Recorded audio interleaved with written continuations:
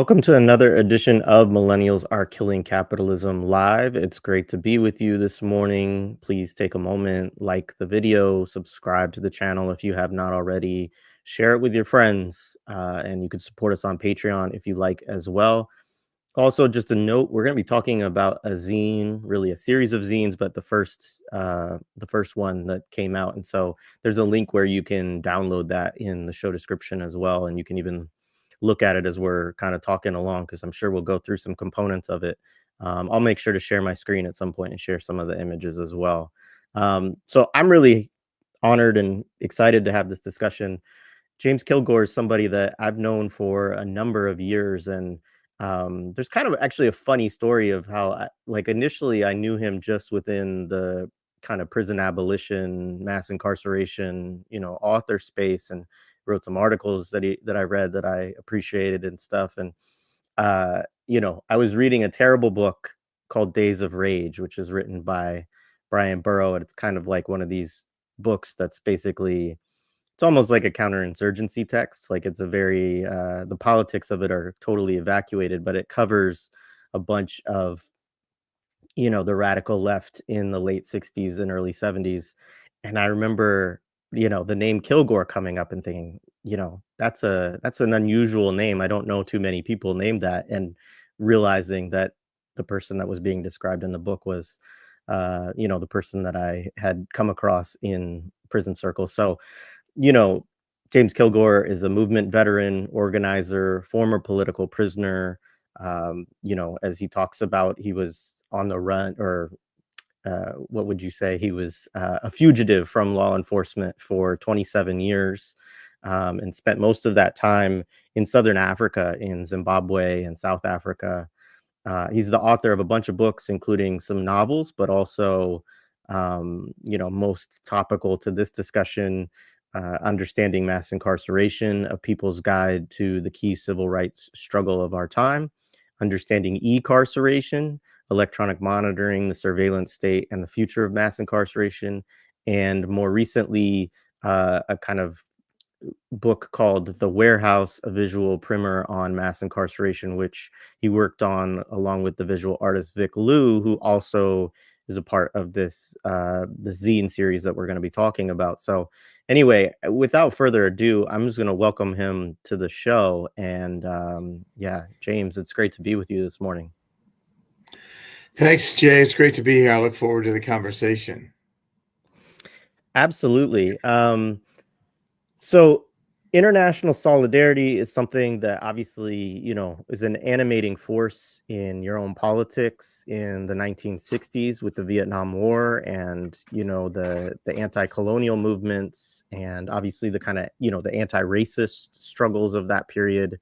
And as you mentioned a little bit in the opening section of the zine, and as I mentioned, up front, it also played a huge role in your life as someone who was a fugitive from the U.S. state in Southern Africa for decades. And, you kind of write poignantly in there about, what that kind of solidarity meant for you and your family. And I've heard you talk about that before as well. So let's just start there. What is the importance of international solidarity to the development of your own politics, and but also to your kind of personal life, obviously related to that, and kind of why make a zine now on the importance of international solidarity?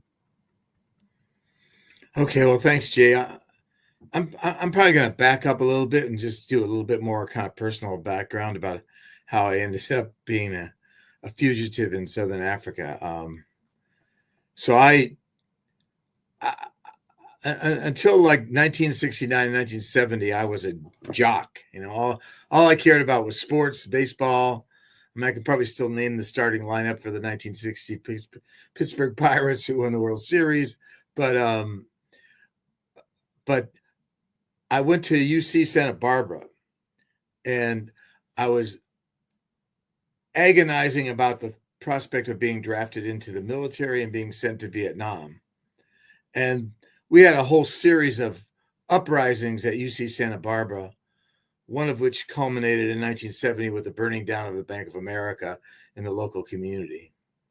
I mean, I was part of those demonstrations. I'm going to have to say that I actually went home early that night and didn't stay around for the burning of the bank. But if I'd stayed around, I would have been a part of it. But so what happened there is that the whole student community there, called Isla Vista, became under really some kind of martial law. We had the National Guard, we had armored personnel carriers going up and down the streets, we had a curfew, and hundreds of people were arrested for violation of curfew, for walking down the street or sticking their nose out their window. And this for me was a really rude awakening in terms of kind of seeing really what the state was like and what it was going to do to defend its interests, or particularly the interests of big capital like the Bank of America. So this really started me down a whole path of reading and taking part in campus politics, and really developing a whole new set of heroes.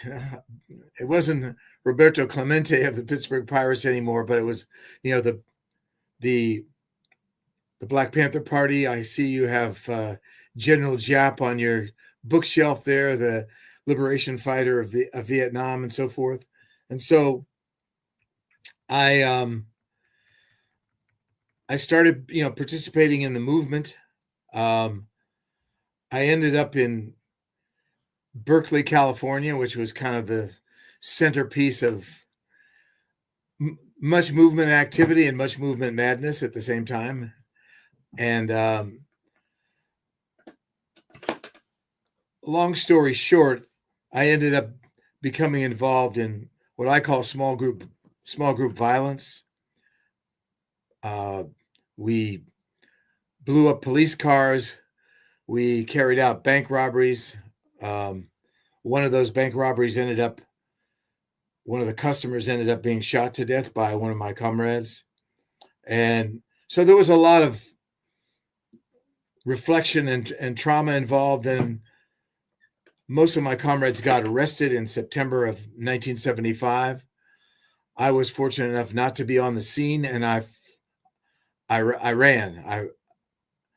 I ran for a lot longer than I ever expected I would have been able to. So I started off, I moved to Seattle, and basically I spent, once I kind of de-traumatized, I spent most of my time reading.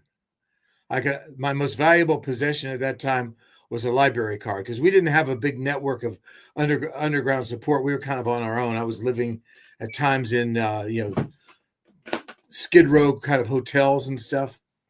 But I read about China, Russia, Cuba, Vietnam, the U.S. labor movement, gender, race, everything I could get out of the public library, because I couldn't order books on Amazon then. There's no internet. I couldn't get into the university library, so I had to figure out how I was going to find my way. And gradually, I kind of moved away from small group violence and looked at what had happened in other countries and realized that you have to have a mass movement in order to build power. So I then moved to Minnesota, where I helped start an organization called the Twin Cities Committee for the Liberation of Southern Africa. So that was really an anti-imperialist organization. We raised medical supplies and clothes and other things for people in Southern Africa that were on the front lines. But we also tried to educate the community about U.S. imperialism and the role that it was playing in propping up apartheid and other oppressive regimes around the world. So I was fortunate enough that the time when I was in Minnesota, a group of Zimbabweans had come to this university to study, and they joined our group, and they brought a sort of anti-imperialist politics, but also a culture of a movement that was very different from the movements in the U.S. Very family, very coming up with ways of mutual support. What we might call mutual aid was just part of who they were and how they interacted in their organization. Now, in 1980, those Zimbabwe got its independence, and those people went back to Zimbabwe, and they invited me because I'd been one of the most active members of that group, to come to Zimbabwe to live and be and teach.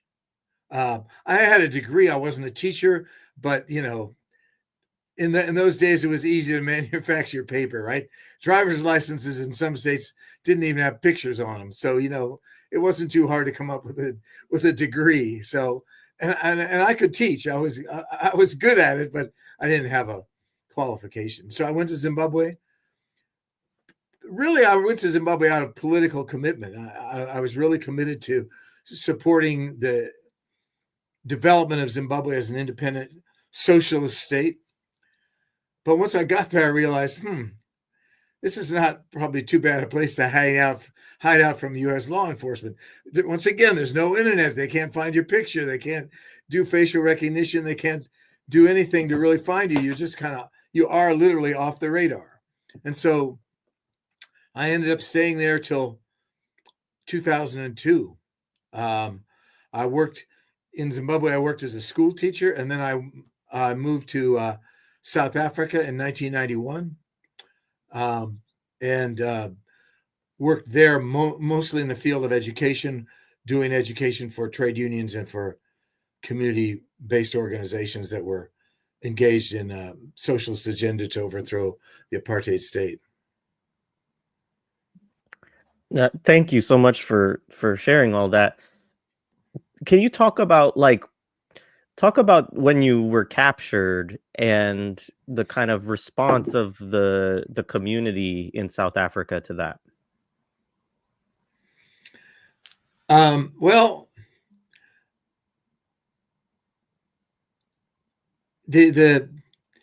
I had built up quite a network of support in the local organizations and in the organization I worked for in education, and so I had a lot of support. I had letters of support from the trade unions. I had a letter of support from Nobel Prize winner Archbishop Desmond Tutu. I obviously had the support. By this time, I had a family. I was married. I had 2 children. And I think one of the most remarkable things that happened is that my younger son, who was in the 3rd grade, I believe at the time, his teacher, the principal of his school, sent home a letter to all the parents saying that Lonnie, that's my son's name, his father had been arrested, and could people show him love and support in this difficult time?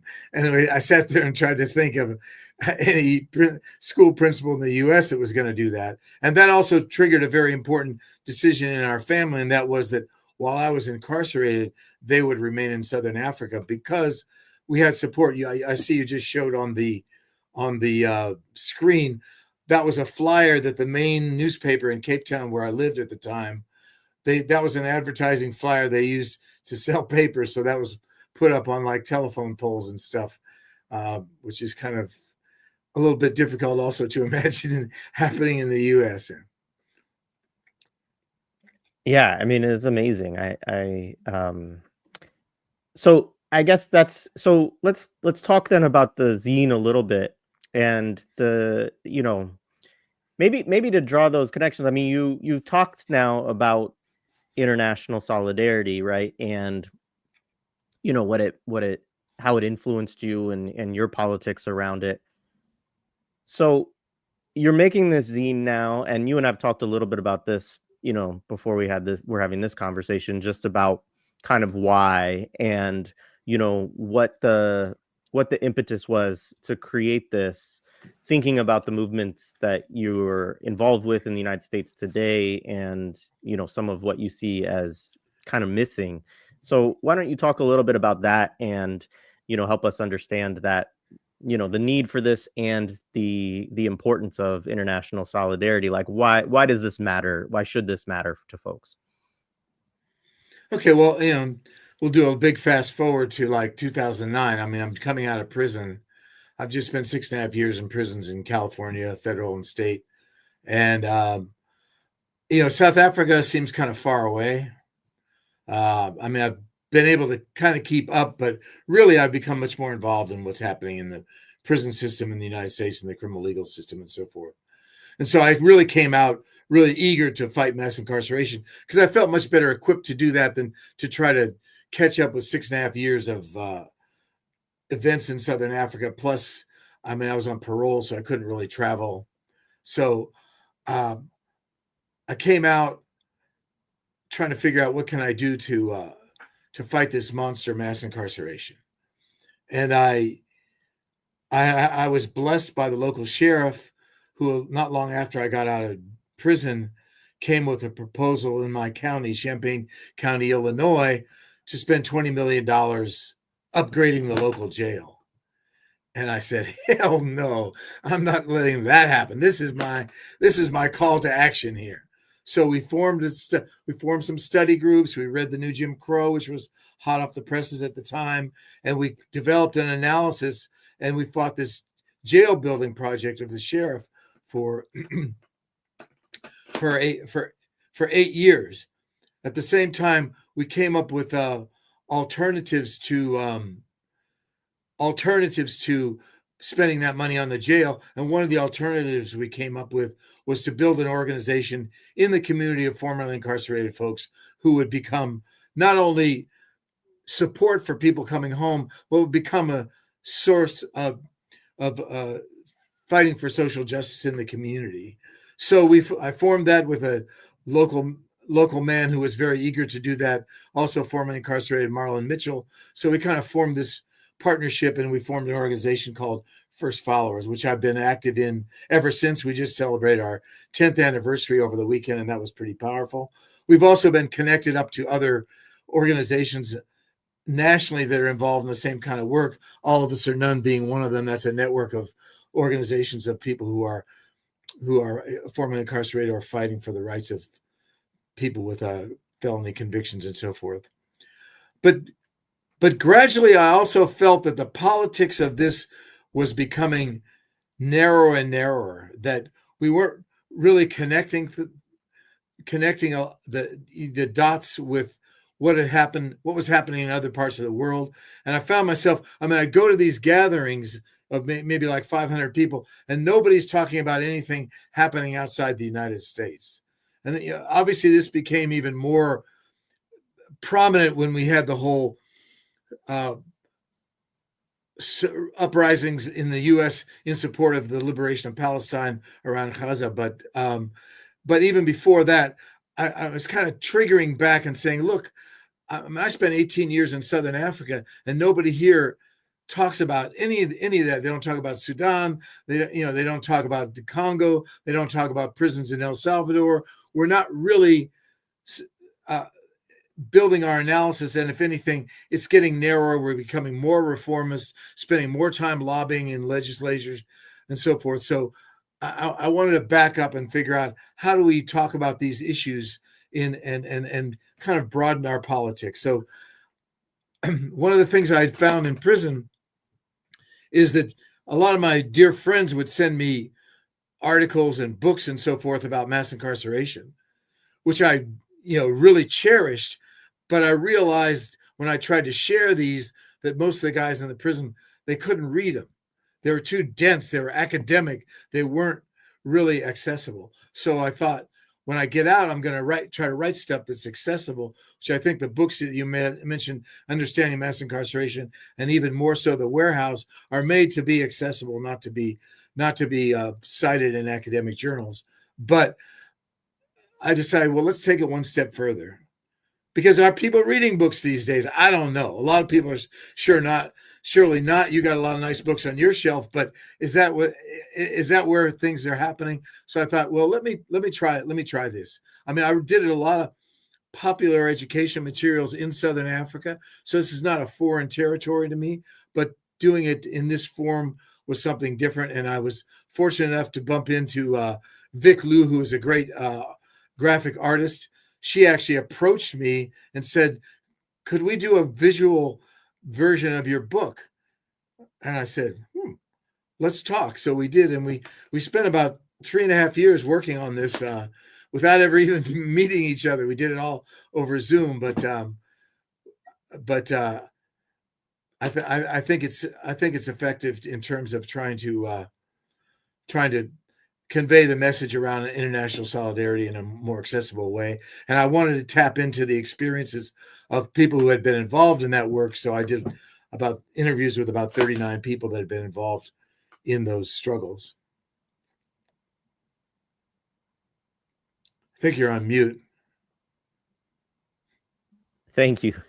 um, yeah, there's some really cool quotes in the zine too from the different interviews that you conducted with a lot of really great folks. I'm sure we can go through some of them as we get into this. Um, so talk a little bit more maybe about what you see as the problems with this narrowing of focus. Some people might argue that this is the way, like, we have specific issues, we're kind of try to address those specific issues, targeting them allows us to be effective in our campaigns. And what does the Congo or El Salvador have to do with us trying to get rid of this policy or that policy? So what do you see as some of the problems with that? Because I think that's the mindset often that kind of bleeds into these movements when we get to this place where we're really starting to focus on these reforms. Well, I think the Trump Musk machine has shown us that they have a global vision. And if we think we're going to fight back against them without a global vision, I mean, how many people thought when Trump came to power that in the first month he was going to be talking about Greenland? But obviously, these people have been looking at this as a global struggle. And so we need to be able to also have a global lens. I'm not against fighting for legislative change and for policy change. We obviously need that, but we need to build a movement. We need to build we need to build mass organizations that have political power of a different sort than just to pass legislation. And um, with and I think, I mean, to maybe get at one of the reasons why that's happened, which a lot of interviewees raised with me, is that we've seen the rise of the nonprofit organization. The nonprofit organization funded by funders who have a very specific agenda, and they're going to fund certain kinds of activities, but they're not going to fund, transformation of the racial capitalist state. That's not really on their list of funding priorities. So people get massaged into writing funding proposals that'll get them funding to keep their organizations going, and that can become kind of a downward spiral and lead you to be more narrow in terms of your vision. And in the absence of effective mass organizations to carry forward an agenda like that, it's easy to lapse into that, because who are you going to join? And one of the things that's important to me in looking at this issue of solidarity in the US is to go back over the past 20, 25 years and look at all the mobilizations we've had. We had mobilizations around the WTO. We had Occupy. We had mobilizations around Arab Spring. We had all the things that happened in the 2010s around Black Lives Matter and police killings. But what organizational legacy do we have to carry that forward? We don't have any mass organization that really represents that legacy and carries that politics. So every time a new issue comes up, we get thousands, tens of thousands, even millions of people in the streets, and then it just disappears. And so, and where is the political power in that? Right. Yeah, no, I agree. Um, so you talk about, and you referenced this already, the struggles related to Palestine as an opportunity to strengthen our internationalism again, obviously for Palestine, but obviously for ourselves and for all these other struggles around the world. And I appreciated again in the piece, and as you're mentioning there, thinking about building organizations. I mean, you really go through, the histories of the IWW and Comintern and this kind of this and thinking of the organizations of the 60s and so on. Um, and I know you've been a part of different organizations over the year, and you've also experienced, obviously, been around a lot of them. I've heard you really speak glowingly, as you kind of referenced earlier, about um, the trade unions you worked with in South Africa, and some of the organizations in Southern Africa that you worked with in terms of the ways that they did politics. So when you look at the landscape of the U.S. today, what do you see in terms of what do you think needs to be built, or what do you think we need to kind of try to change or tweak in terms of how we're thinking about mass politics? Well, I think that's a tough question. I mean, my model for organization, I mean, what has of the organizations that I've been connected to would be the sort of trade unions of the 1990s in South Africa. And so for me, there's a lot to learn from the structure that they had. And I'm not a fan of leaderless organizations, or even I think we need structured leadership, not authoritarian leadership, but what I call democratic, small d, of course, democratic organizations where there's structures of accountability. And so often I've seen organizations come up, but then they get to a certain point where they actually obviously need structure, and they opt to keep this kind of amorphous kind of structure, which then kind of burns itself out. Or I mean, when you don't have leaders who are chosen and accountable, leaders emerge anyway. But then it's actually a bigger problem because you have no structure to change that leadership, because you haven't agreed on how leaders are chosen. So, and we have some wonderful talkers in those kinds of organizations who will always dominate and take over and become a leadership that's not accountable. So for me, that's a big thing, and I also think it's really important to be doing grassroots education. That you have to have a membership that's educated. So the work that I did with trade unions, I was dealing with people, municipal workers, people that sweep the streets at night and come to a workshop during the day.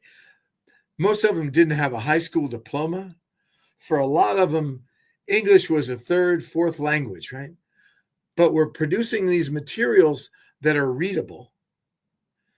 And they will sit in a circle and read them out loud to each other.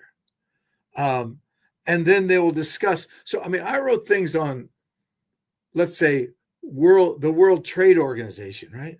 Now, that's not an easy topic, but we know that what happens in the World Trade Organization and what happens with trade policy impacts the working class around the world, right? But most workers don't really have an awareness of that. So the South African unions of that time grew out of the democratic movement of the 80s, and they felt compelled to educate their membership. So they had elected or hired professional educators who came through the ranks of the movement, who were trained in this kind of popular education, Paulo Freire, education for liberation model, and they designed workshops on things like economic policy, but also on what was going to happen in the future in the country when there was a democratic election, because this was the period when apartheid was disappearing and there was going to be a popularly elected government. So what was that going to mean for the working class? And people had, I mean, one of the things we talk about in abolition is we talk about imagining the future, right? We can't just be stuck in the boundaries that we have. Well, what South Africa did is they had national processes to imagine what a post-apartheid education system was going to look like, what a post-apartheid healthcare system was going to look like. And people would sit for a day or two and go through all these exercises designing these alternative systems. Now, it didn't all turn out the way it was imagined, because we had, in my opinion, at least part of the problem was we had the intervention of imperialist powers who did not want South Africa to go down a socialist path. And so they threw millions of dollars into that process to try to block it and block the more radical elements of the liberation movement from either accessing power or giving them fancy jobs and cars and undermining their political content. But I mean, for me, that was a moment where I could see how that process could come to fruition, but without having a global kind of anti-imperialist movement, it couldn't work. So this for me is, and I mean, look where we sit right now. I mean, we sit on the precipice, right? We've got, I mean, what's not going badly, right? We've got climate change, we've got war, we've got racism. We've got all these things happening. We need a movement with a big vision and a will to fight to contest this. No, I totally agree and appreciate that. And so let's talk a little bit. I want to go through some of the history of global solidarity that you kind of laid out in the zine. And so, in thinking about this history, what are some of the important moments and trends that you kind of thought about and wanted to share with people in educating them about this history?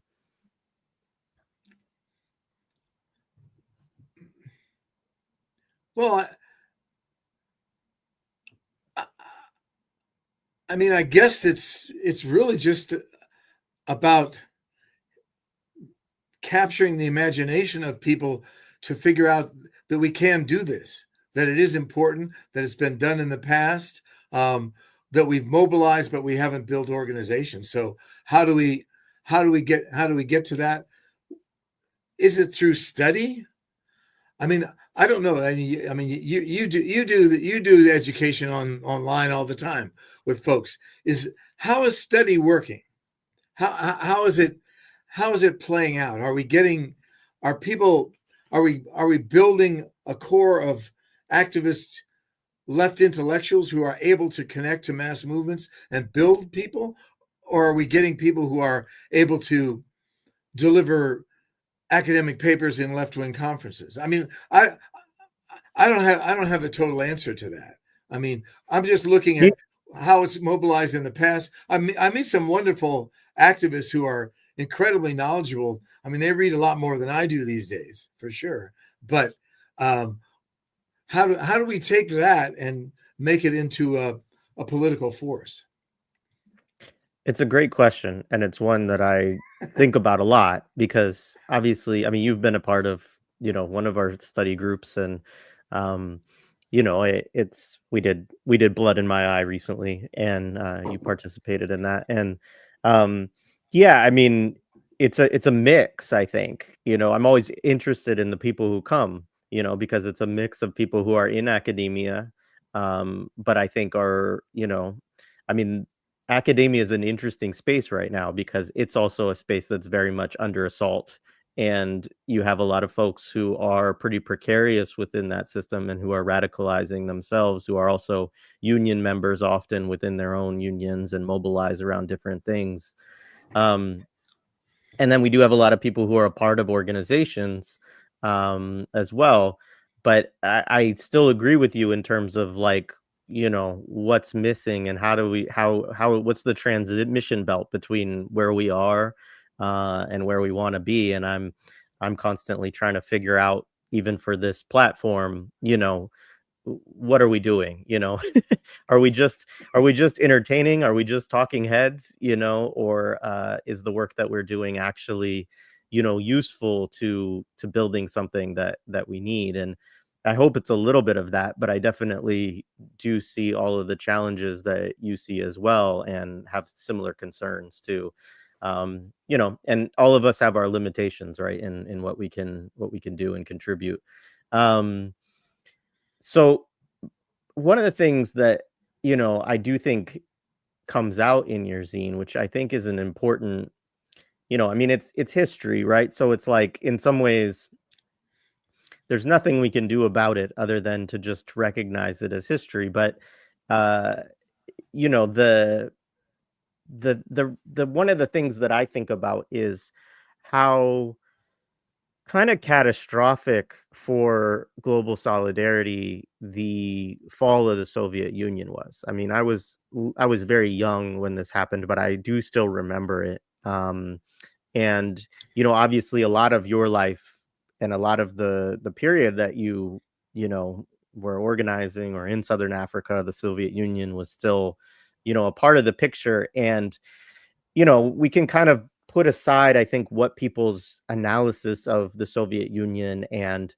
its strengths, limitations, problems. Obviously all of those things are there. But there's kind of no denying the importance or the impact that it had as a backer of liberation movements around the world, as well as the fact that the Cold War also had this, it created this space where you could have something like a non-aligned movement that wasn't, aligning itself with either the USSR or the US, but had space to explore its own attempts to build socialism or seek a kind of developmental path that wasn't totally dictated by the demands of Western imperialism. And, I don't know, it's always one of the questions to me of like, so, what do we do? We don't have that now, obviously.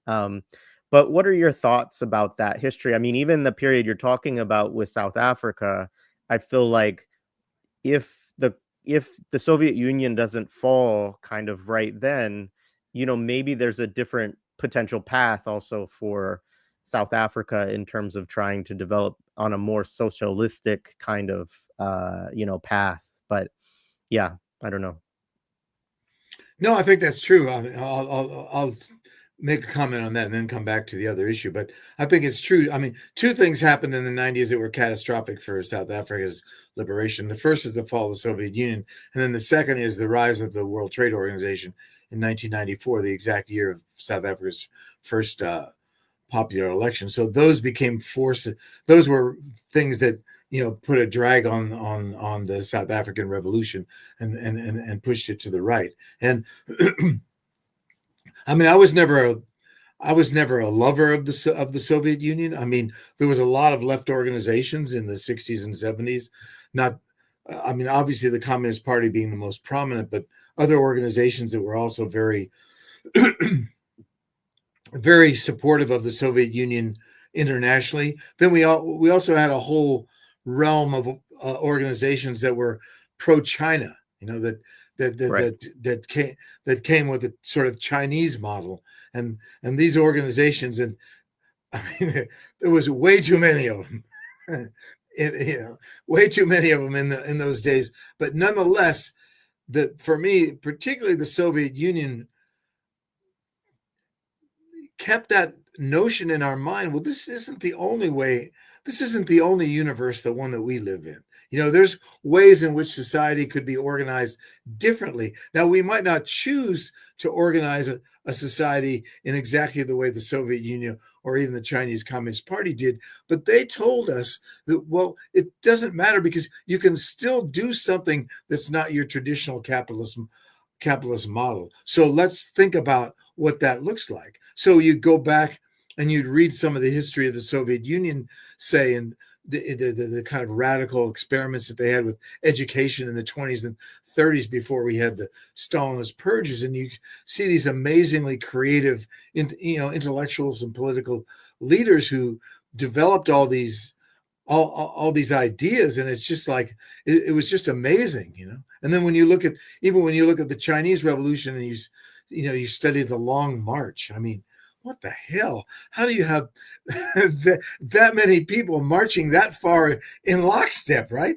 And not just, I mean, if we tried to do that, people, the first 10 miles, people we'd have all kinds of fights, Where's my phone? I mean, it's like, but, but, so that just, when I read that history, it just kept me alert to the fact, well, we could do this differently. We can learn from those experiences.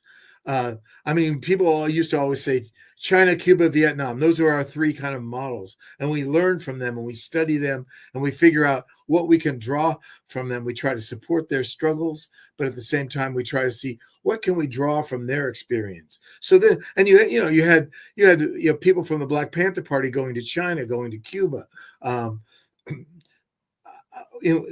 of the interesting interviews I had was Joel Geist from, I think he was international socialist, but he spent 7 years doing solidarity work with the Portuguese Revolution. Yeah?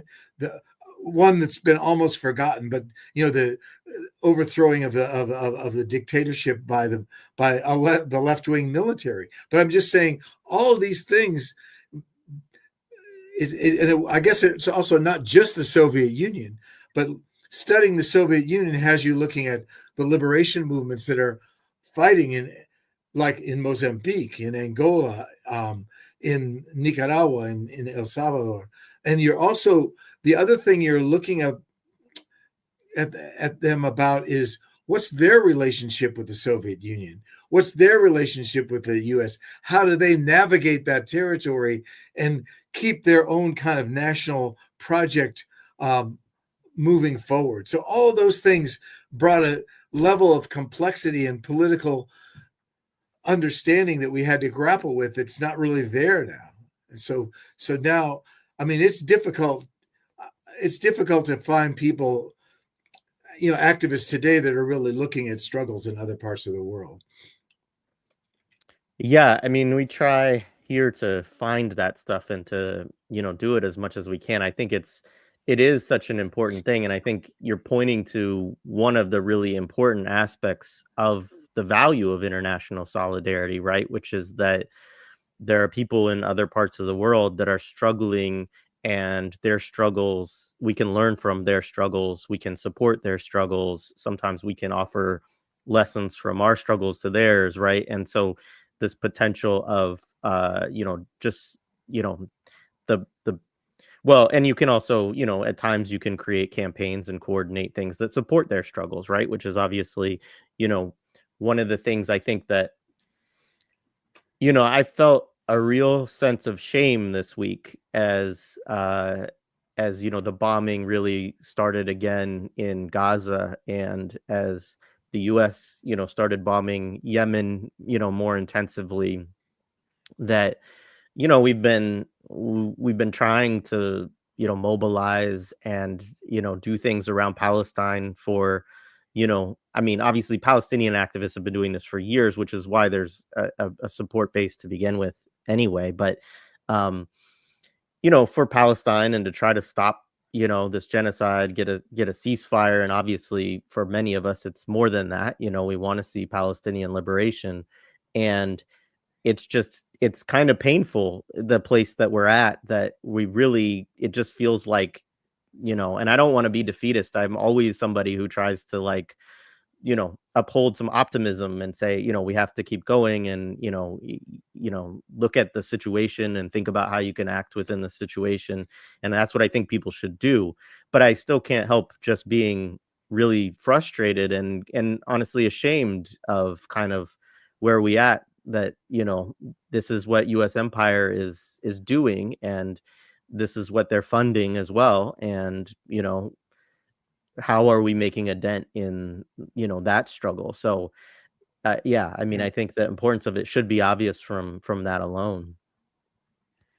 And I feel that, I mean, your shame is also part of the failure to really attack the Democratic Party effectively. We let them it's not just us, but they were allowed to carry on with this charade of Kamala Harris and put forward a candidate that wasn't even going to allow a Palestinian human being on the stage at the National Party convention, let alone support, a ceasefire or the liberation of Palestine. And they won that maneuver, but guess what? They lost the election, and now we have these fascists who are coming with this incredible, well-developed, well-resourced global strategic plan. That's and they have just caught people flat-footed. I mean, people are trying to fight back, but you can see, they've attacked these universities. They've got these universities on their heels. I mean, I live in Champaign-Urbana. We have a university here with 56,000 students. The administration, they haven't said a word about any of this stuff. Nothing. It's just crickets about. I don't know if they'll comment on the closure of the Department of Education, which is supposed to be happening today. But I mean, they're just not talking. They sit on $3 billion of an endowment, which isn't as much as Harvard, but it's still a lot of money. And they're not talking. Yeah, yeah. I mean, there's a lot of cowardice, to go around, especially within the institutions of our society right now. So obviously, we don't have that today. We don't have the USSR. We don't have a massive international communist movement. There are a lot of socialist and communist parties in the world, but for different reasons, they don't have the kind of international influence that they once did, and particularly, towards the support of liberation struggles in other parts of the world. I mean, Palestine's a great example of this too, right? Like there are, resistance actors in the region, but there's no nation states other than, Yemen to some extent, because of, it's basically a resistance movement that is in power there. But there's just so little in terms of kind of structures. So given that terrain, what do you see as the prospects for building organs and organizations of international solidarity today? Like, obviously, you're kicking off this conversation with the zine, and I think, one thing that would come of it is, where do people start in your view? Mm-hmm. Well, I think, I feel like the starting point really is to recognize the need to be aware of what's going on in other parts of the world. I mean, I think there's things happening, for example, like I think as mixed as it might be, I think the development and expansion of BRICS, the coalition of countries which began as Brazil, Russia, India, China, and South Africa, but now has added Iran, Ethiopia, Egypt, and United Arab Emirates. This is a power block in the world that certainly has the potential to unsettle the dominant imperial powers. So I think we need to be studying that to see how is that going to play out. How can, because this is what people did with the Soviet Union. They leveraged that the political and economic power of that against the U.S. and played it off and tried to find space in there for other kinds of things to happen. So, for example, Brazil, a somewhat progressive state with incredible mass movements, sits in the middle of all those countries. How does Brazil play that terrain? And what can we learn? What can we learn from that? I think there's a lot to be learned from what's happened with Palestine. I mean, yes, it's demoralizing, but we've seen people coming out. I mean, I attended some of the encampments at the University of Illinois. I can't say I was that active, but I was there. And I'm sitting there thinking back to myself, and I'm listening and watching what's going on.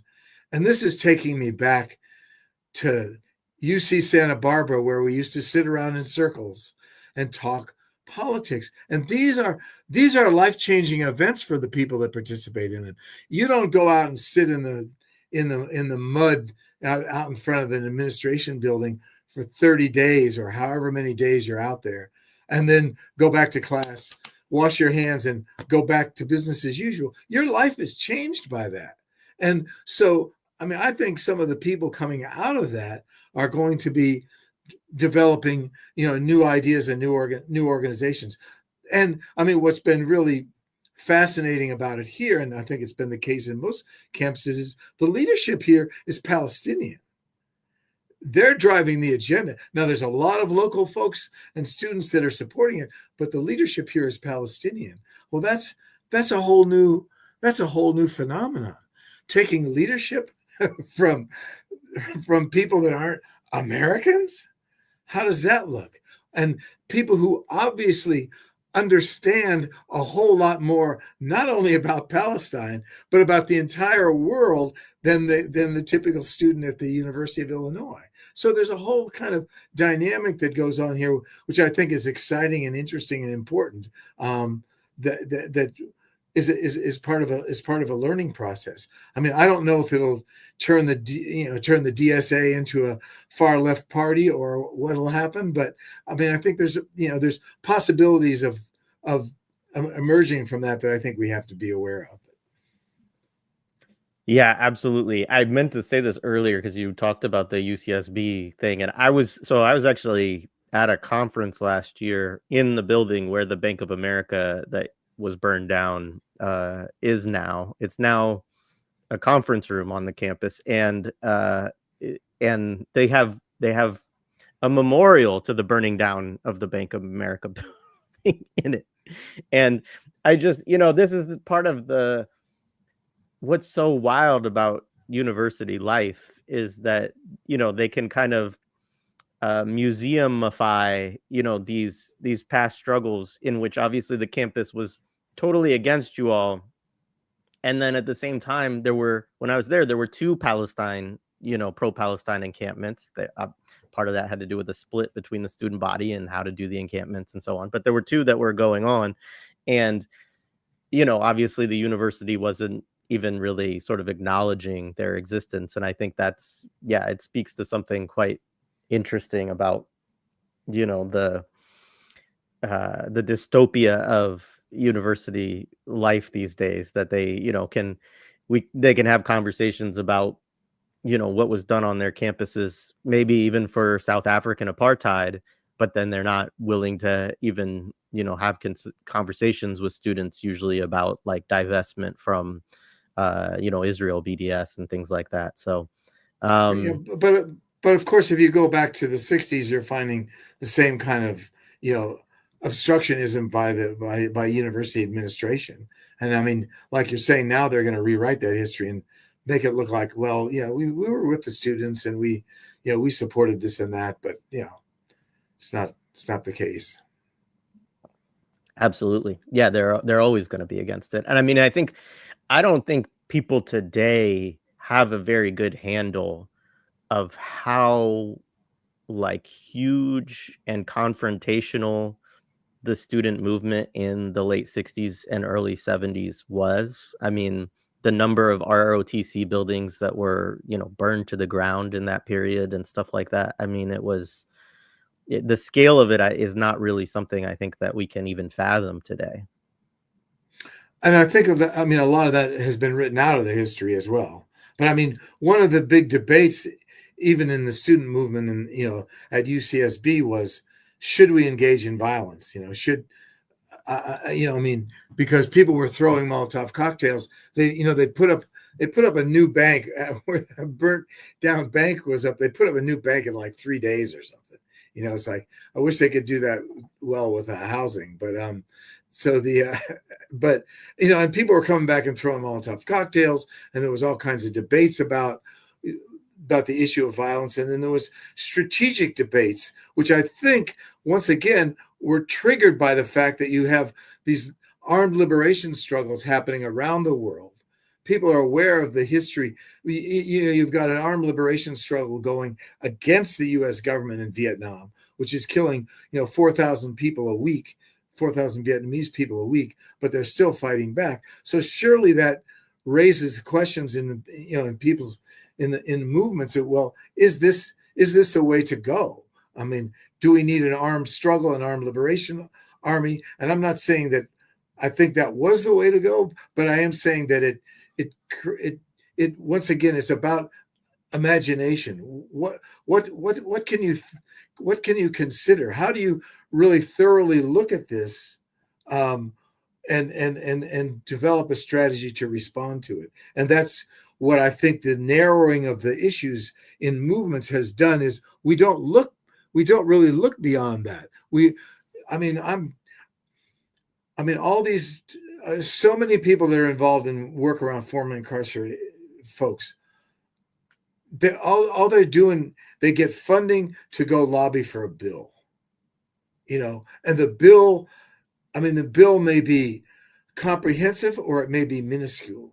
It may be a bill that's going to give people coming out of prison a new pair of shoes, or it may be a major reworking of the sentencing structure. But it's just like, this is kind of where the energy goes, and people, so trying to question that, trying to say, well, yeah, that's fine, but how do we organize the people that are being impacted and the communities that are being impacted to fight back and get those resources coming into the community? And I'm not saying everybody's doing that, but there's an awful lot of that. And once again, that's about funding and people coming, the most talented people, the most highly, in a lot of cases, self-educated folks coming out of prison looking for a job. That's where employment lies. Go and work in a nonprofit. You make $70,000, $80,000 a year, and you get to hobnob with elected officials and lobbyists. It looks a lot better than the grill at Burger King. Yeah, I appreciate you talking about that, because it is a big thing, and it's difficult, I think, for those of us who have worked alongside a lot of formerly incarcerated people or had a lot of conversations. It's like, from a self-interest standpoint and from a quality of life standpoint, there's no argument really, like that's what they should do, right? But at the same time, like you say, it saps all the energy and the organizing potential. And a lot of times these folks are, folks I'm thinking about are really smart. Like, they've read all the stuff. Like they actually, have all that movement intellectual kind of knowledge, and a lot of it they read in prison. Plus they have their experiences in prison often. Some folks even are organizing in prison, which is an incredibly difficult thing to do, as you've talked about before. But yeah, they get into this hamster wheel of the nonprofit industrial complex, and getting paid to advocate with legislators about these issues, and it gives them a better life. But there's this real trade-off there of but the reality is too, and I've talked about this with friends, is that we haven't developed the infrastructures on the left to be able to pose an alternative to folks, to say, hey, come join our organization. We'll help you find work, doing something else. And, and so people get into those nonprofit jobs and getting into stuff that's funded by, the Ford Foundation or whatever else. And, like you say, it's a kind of simple point, but obviously we're not going to be funded by these massive foundations to do revolutionary work. It's just that, then they're going to be limited. Yeah. And so I feel like in 2020, abolition kind of hit its peak, right?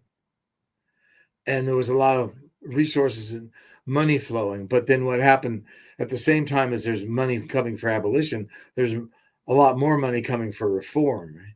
And so the people that are on the streets fighting, I mean, they're out there for a while, but they need to survive. So they're looking at the best kind of economic opportunity. And let's face it, I mean, if you're somebody coming out of prison and you don't have a lot of job options, becoming part of a prison reform group feels a whole lot better than going to work for some corporation or getting some, minimum wage job. Why not go and work in the reform space? It might not be perfect, but it'll get you a decent income, and it'll have some impact on some people's lives. So how do you discredit that? And then, this is also kind of like, I harken back to South Africa in 1994. You've got all these revolutionary leaders who've been based in the trade unions for years or in community-based organizations. And now that those structures that they were part of are becoming the state. And all those state jobs, with benefits and all that kind of stuff and decent salaries are now open to them to apply.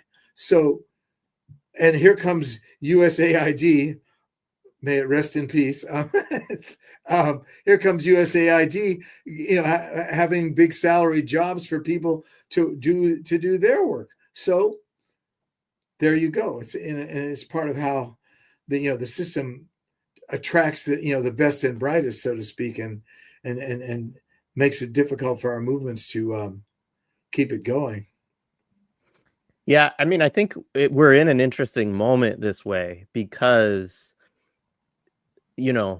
the soft power aspects, the nonprofit, the universities, these are all spaces that are under assault right now, with the Right. Trump administration.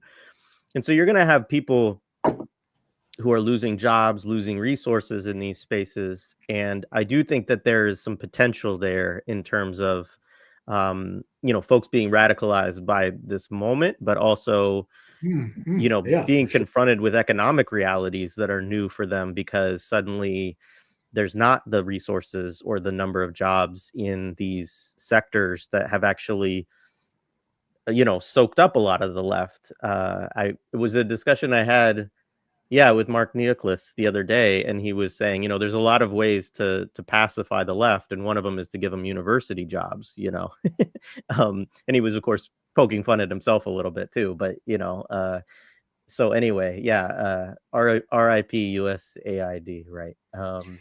So let's talk. I want to talk a little bit about technology. Shift gears a little bit, because I know this is something that you've thought about a lot. You've written about it. You've written, I think.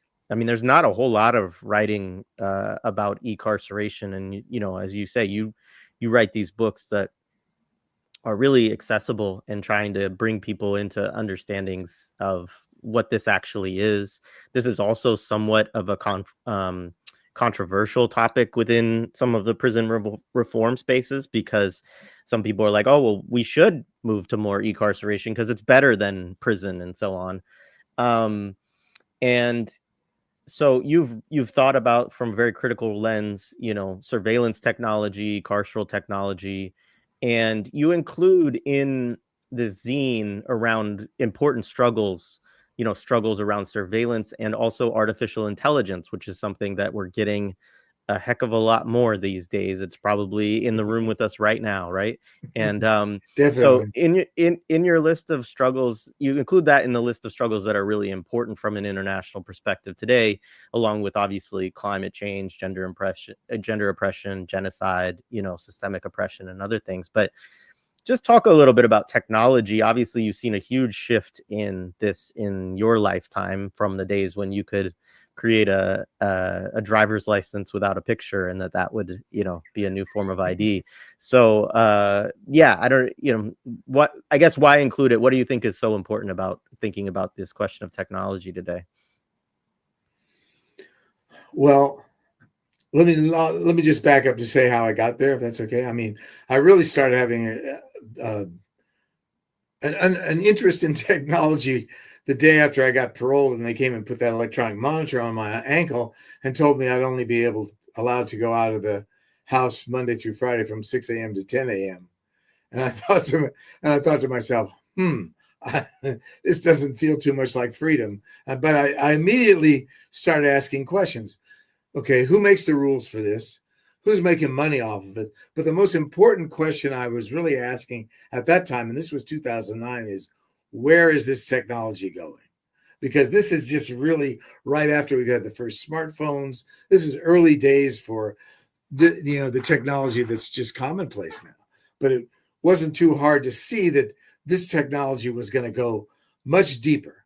It was going to become much wider. It was going to become more efficient, and it was going to gather a lot more knowledge and information about people, which would ultimately be used against them. So certainly that's what we've seen, right? I mean, at the level of electronic monitoring, it hasn't grown that much, but it's really being used very heavily now around the whole issue of immigration and deportation. Right? A lot more of those people are being put on electronic monitors. Mostly these smartwatches that they have,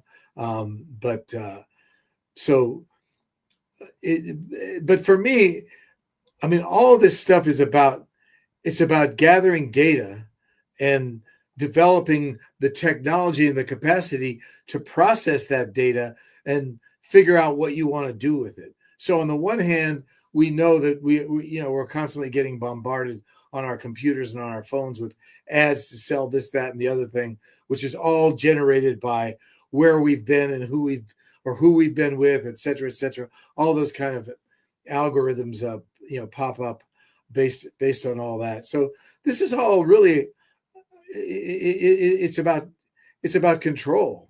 It's about it's about control, and then ultimately about freedom. How much freedom do we have to not be under the watchful eye of corporations? And more importantly, and the state. And more importantly, how do we contest this? We put together some campaigns around electronic monitors where we educated people to say, this is not an alternative to incarceration. It's another form of incarceration. So all of these things are about, limiting people's freedom and using their lived experience in data form to sell them goods or to punish them or to keep them from doing certain kinds of things. And so that's where we're going. And one of the things that's really disturbing about AI is its impact on education. My partner's an academic, and she just sits there and says, well, what am I doing? The students, they're not writing anything. AI is doing it all. So what is it that they're learning? What skill, what capacity is being developed other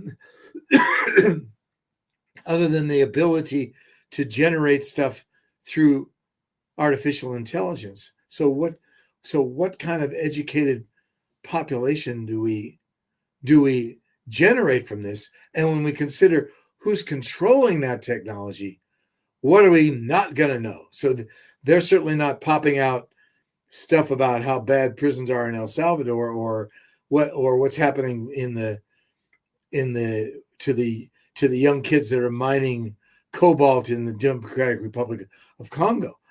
They're able to control what you access. I understand they've had to put Jackie Robinson back onto the military heroes list after they took him off, but there was a lot of uproar because they took Jackie Robinson off. But okay, Jackie's back, but who's going to go tomorrow?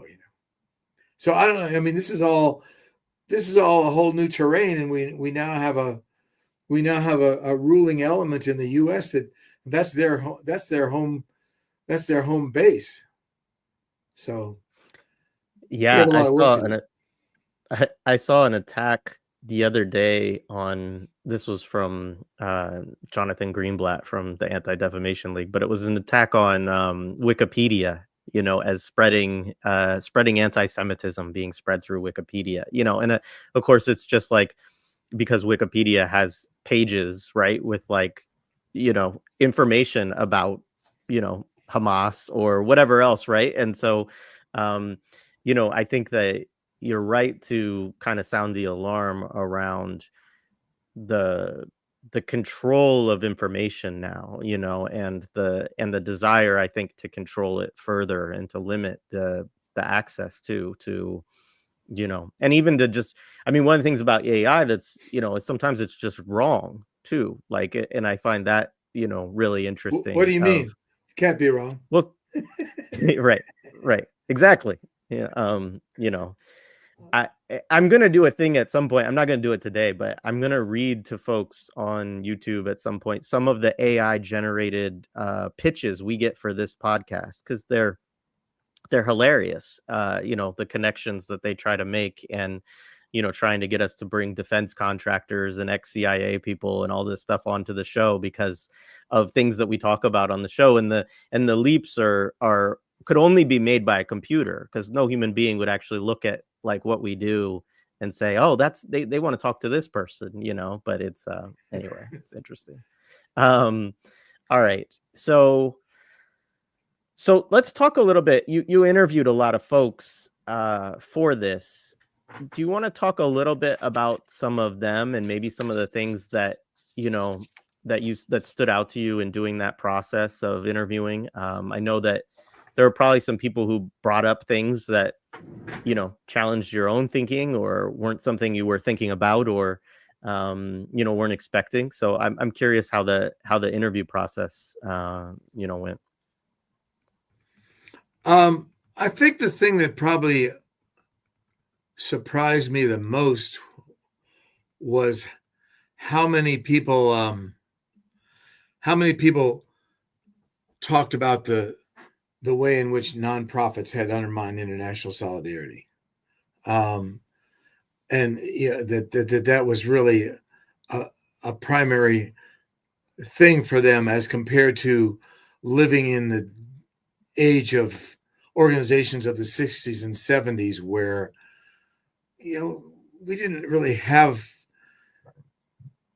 we certainly didn't have organizations with CEOs,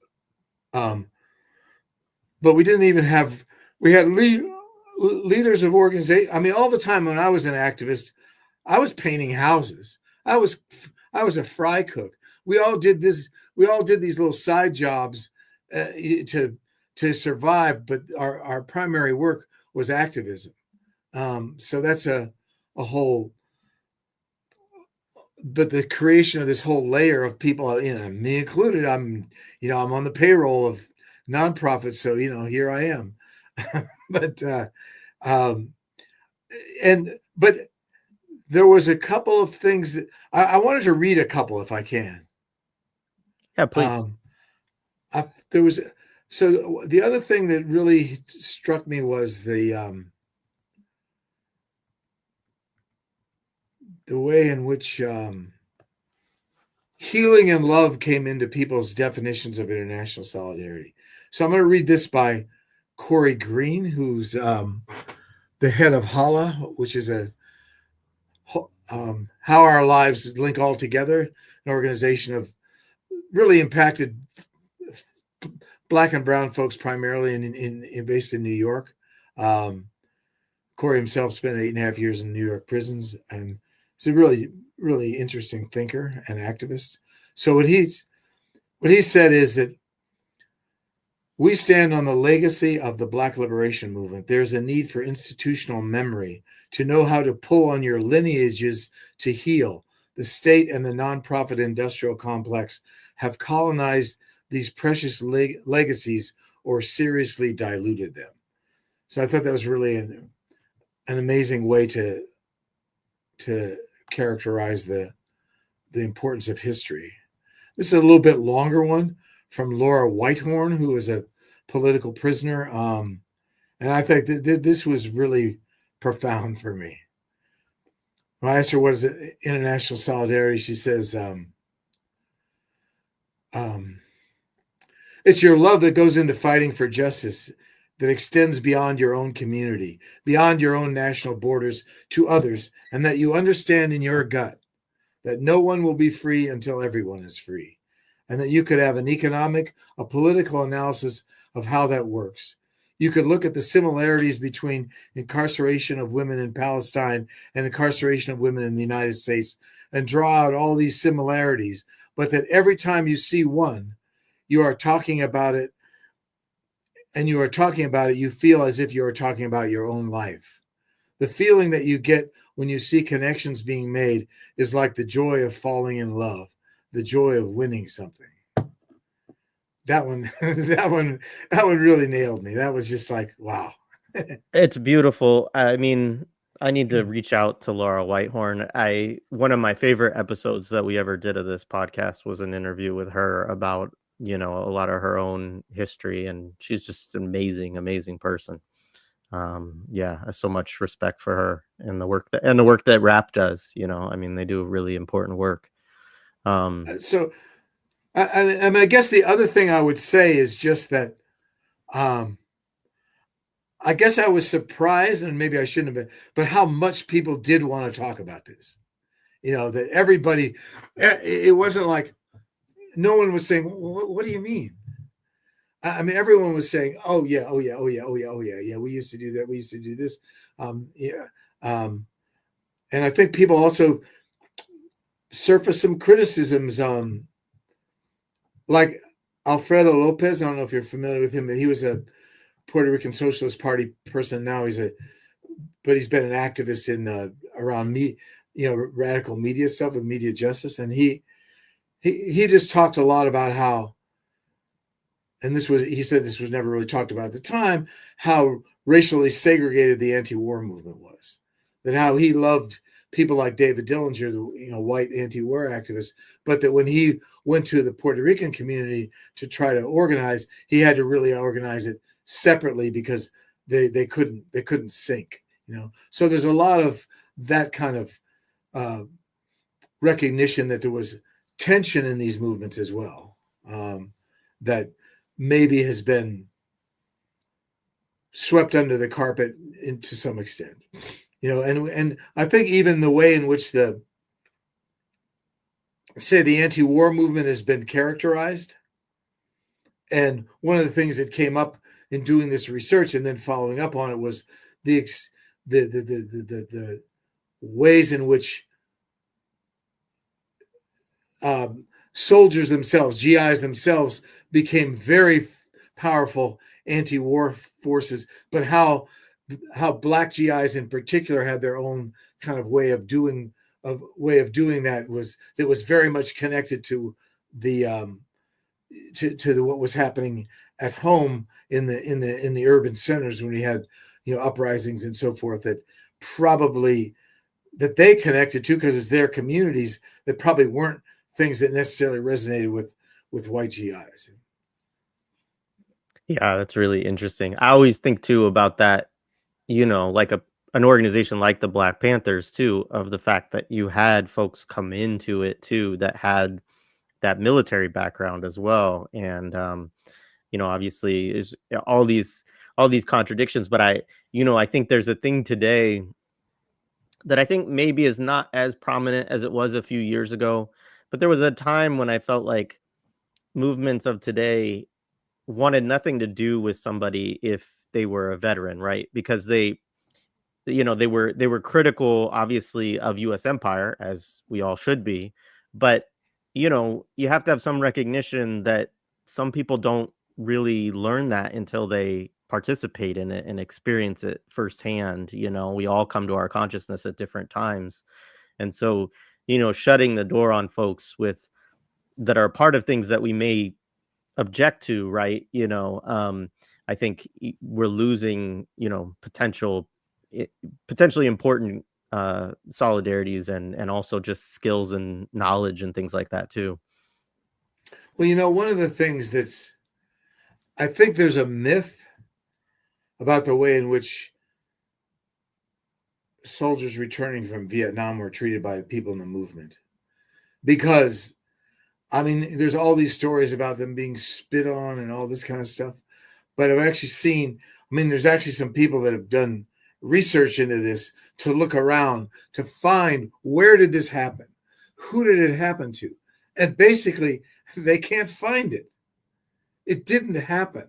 It was manufactured by the military and by people who were against the anti-war movement. But I mean, in my recollection, of people coming back from Vietnam was, oh, you poor bastard, you had to go do this. We feel sorry for you. We hope you're okay. I mean, it wasn't, and, feel free to join us. Join us. That's what but this whole idea that there was like this massive spitting and beating up event. If you look at the research on it, the research says, no, it didn't happen. So.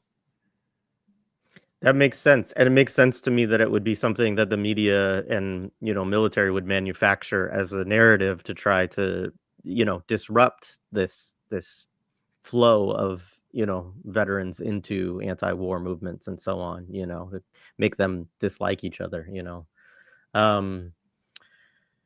So let's see. I don't know if I don't have much else. I mean, I do have a link in the show description where people can download the zine for themselves, or they can have conversations and so on. I know you have there's an event coming up, I think, where you guys are going to do a launch for it. And is there anything else that you wanted to really say or cover, Jim, that we just didn't get a chance to? Oh, well, maybe I'll just talk about. So we have two other zines in the works, which are very different. The second one is a zine which talks about a freedom flotilla of women that went from South Africa to Palestine to try to bring some kind of support to Palestinian folks. This was in 2016, but it was interesting because it draws on a book chapter written by Leanne Naidu, who's a Black queer activist in South Africa, and she wrote this book chapter where she talked about how the tension between the women of color and the white women in the delegation and their attitude toward violence, that the white women in general abhorred violence and were nonviolent, and the women of color were kind of like, I think we need to think quite seriously about what the options are, etc. But when they got there, as they got near to Israel, the Israeli occupation forces boarded their boat, and they took them into custody, and they put the three women of color separate in a cell, and the other women were in a space where they could move around and talk to each other and talk to their lawyers and stuff. And the white women didn't do anything. They didn't protest. They didn't offer to go in the cell. They just kind of let it be. So for Leanne, this prompted a whole analysis, and she has a number of points that she puts in there about what we need to think about when we do solidarity actions, and who our allies are, and all that. It's pretty profound, I think. Actually, it's a very micro case, but it's pretty interesting, I think. Particularly for white activists that are doing solidarity work, it's not just being a cheerleader. It's also developing an awareness of the culture and the politics of people that you're supporting, and what your place is, what your role is. And I think, that's something that, I had spent a lot of time trying to learn and relearn. 18 years in South Africa, but it never, relearning, modifying, upgrading, polishing, whatever your attitudes are about white supremacy, and your practice of white supremacy, it's a constant change. It's not an aha moment. It's never ending aha moments. So I think that's what she tries to emphasize in that. And then the other one is a much more detailed case study of the global solidarity movement in support of the liberation struggle of the Vietnamese, where I do draw quite a lot on the experience of GIs and Black GIs in terms of building up that movement. And then so we're having a launch of that zine, the one that you've been showing on here. That's going to be on Monday, the 24th at 6 p.m. I think it's 6 p.m. Eastern time. I will as soon as we get off. Yeah, I'll 6 drop p.m. Eastern time. Can you drop the link in there? Yeah, I'll make sure that the link is in the show description, folks. Give me like 5 minutes, but after that, it'll be there. So if you wanna, So we're gonna have some. The facilitator for that'll be Nathaniel Moore from the Freedom Archives, and then we're going to have three other speakers, which one will be Salim Robert Holbrook from Abolition Law Center in Philadelphia, here in your neighborhood there, and then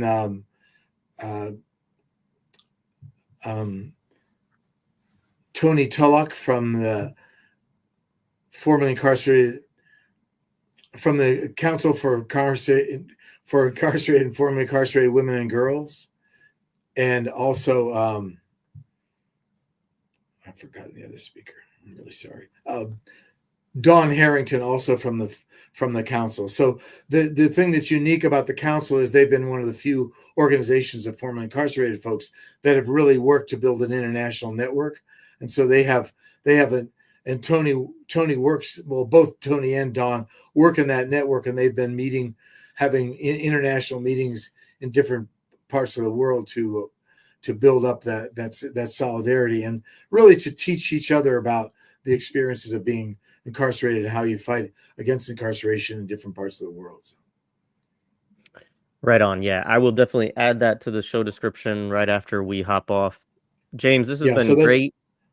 I just want, I have to give my last plug, and that would be that the webinar on Monday is being organized by the Community Justice Exchange, which is supporting me in terms of doing this research and doing the publication. So I'm grateful to that. Yeah, no, thank you to them for that, and to you for this work. I think it's really, it's a great zine, and I'm obviously pushing in politics of internationalism and international solidarity is one of the key, things that we focus on here on this podcast. So I'm very appreciative that you're doing it, and that you're trying to do it in a really accessible way. And I love the zine too, because for folks who do, prison solidarity work and so on, can send it in to folks, and we'll probably get confiscated by the state, but maybe we'll get a few of them in, and so on. So anyway, thank you so much for the work that you're doing and for this conversation. This was great. Thank you, Jared. I really appreciate your program and all your radical creativity and imagination. Oh, thank you.